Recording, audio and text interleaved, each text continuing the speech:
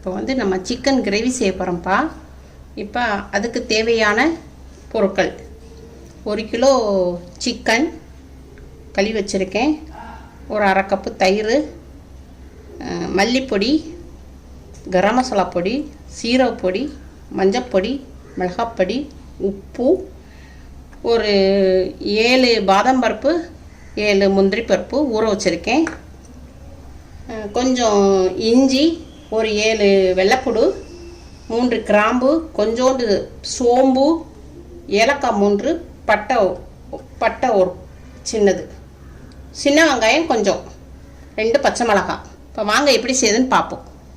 இப்போ நம்ம மிக்சியில் வந்து இது வந்து பேஸ்ட் ஆக்க போகிறோம். சின்ன வெங்காயம்,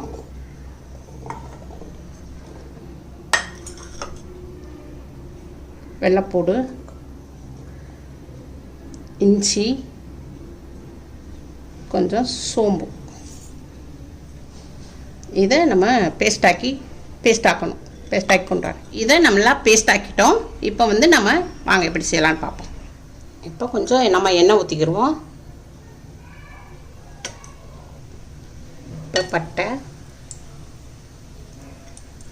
ஏலக்காய், ஒரு அன்னாச்சிப்பூ, கிராம்பு,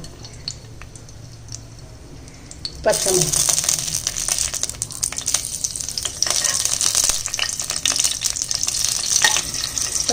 தண்ணி போடுறோம்.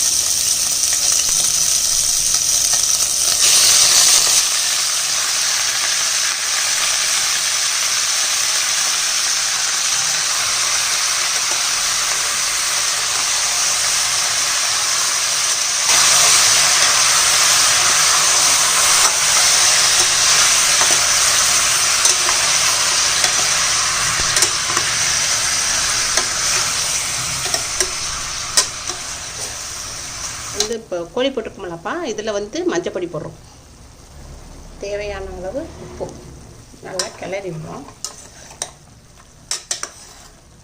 தண்ணி எது நம்ம ஊற்றலை, சிக்கனில் உள்ள தண்ணியே இப்போ வந்து நமக்கு தண்ணி கிடச்சிருக்கு. இது வந்து ஒரு சட்டி வெந்துக்கிட்டு இருக்குப்பா. இன்னும் அடுத்த கடாயில் நம்ம இன்னொரு அடுப்பில் அடுத்த மசாலா வதக்கணும்.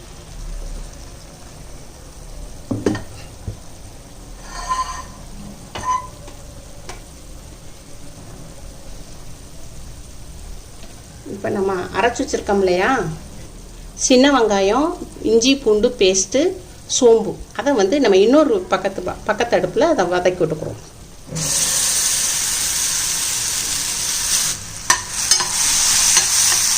இதை நல்லா வதக்கணும். பச்சை வடை போகிற வதையும் நல்லா வதக்கணும்.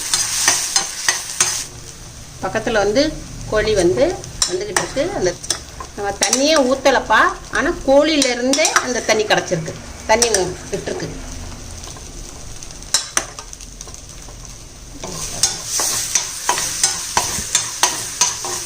இப்போ நம்ம எடுத்து வச்சுருக்கோம்லப்பா தயிர் கொஞ்சம், அதை தூக்கி அதை பாதி வந்து இந்த பாதாம் பருப்புலையும் முந்திரி பருப்புலையும் கொஞ்சம் வச்சுக்கிடுவோம் தண்ணி.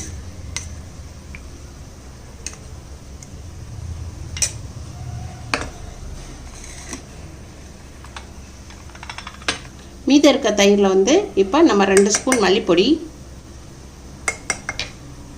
1 ஸ்பூன் மிளகாப்பொடி,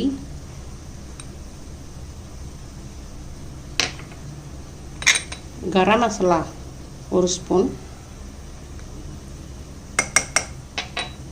சீரகப்பொடி,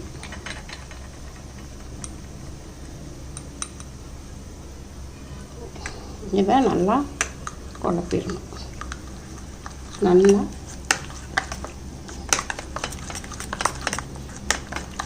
நல்லா மிக்ஸ் பண்ணிடணும். இப்போ நல்லா கொஞ்சம் பச்சை வாடை போயிடுச்சு. தயிரில் வந்து மிளகாப்பொடி, மஞ்சப்பொடி, சீரகப்பொடி, கரம் மசாலா போட்ட இதை வந்து நம்ம இந்த போட்டு வதக்குவோம்.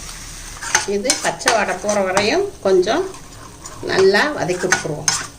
இப்போ நம்ம வந்து வெங்காயம் வெள்ளைப்பூடு பேஸ்ட்டு போட்டு வதக்கிட்டு இருந்தோம்லப்பா, அதில் வந்து நம்ம தயிரில் மசாலா கலந்து வச்சுருந்தோம்ல, அதை போட்டு நல்லா வதக்குறோம்.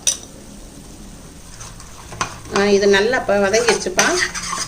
இப்போ அதை வந்து கோழியில் அப்படியே எடுத்து போட போகிறோம். கொஞ்சம்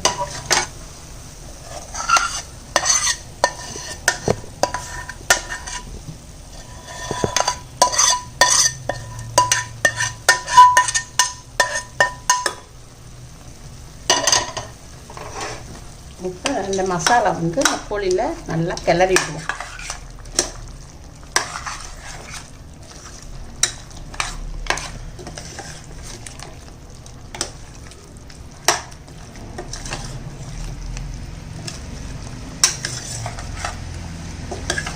தண்ணியே ஊற்றலை, நம்ம கோழியில் உள்ள தண்ணி தான்.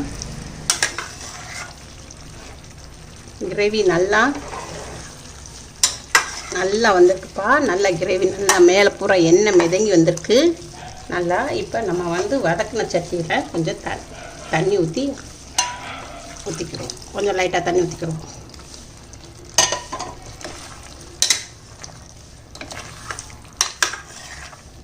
இப்போ நம்ம கொஞ்சம் தயிரும் பாதாம் பருப்பு முந்திரி பருப்பு போட்டு ஊற வச்சுருந்தோம்லப்பா, அதை வந்து நம்ம பேஸ்ட் பண்ண போகிறோம்.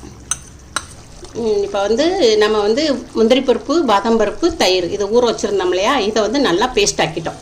இப்போ இதையும் இந்த சிக்கனில் ஊற்றிக்கிறோம். இதை கிளறி விட்டுக்கோங்க.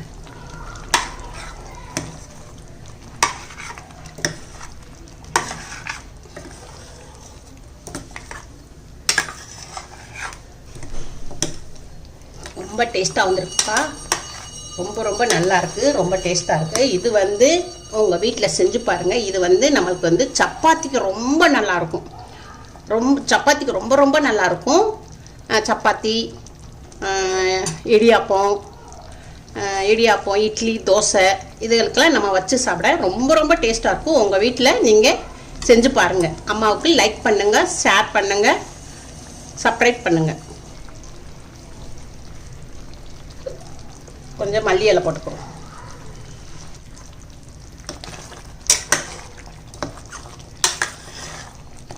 அவ்வளோதான், ரெடி. அவ்வளோதான்ப்பா, சிக்கன் கிரேவி ரெடி ஆயிடுச்சு. நம்ம வந்து இந்த கிரேவியில் வந்து தக்காளியே சேர்க்கலை. இப்போ வந்து வெறும் தயிர் தான் சேர்த்துருக்கோம். இது வந்து தயிர் சிக்கன் கிரேவி. அதனால் உங்கள் வீட்டில் ட்ரை பண்ணி பாருங்கள். ரொம்ப டேஸ்ட்டாக இருக்குது. உங்கள் வீட்டில் கட்டாயமாக செஞ்சு பாருங்கள்.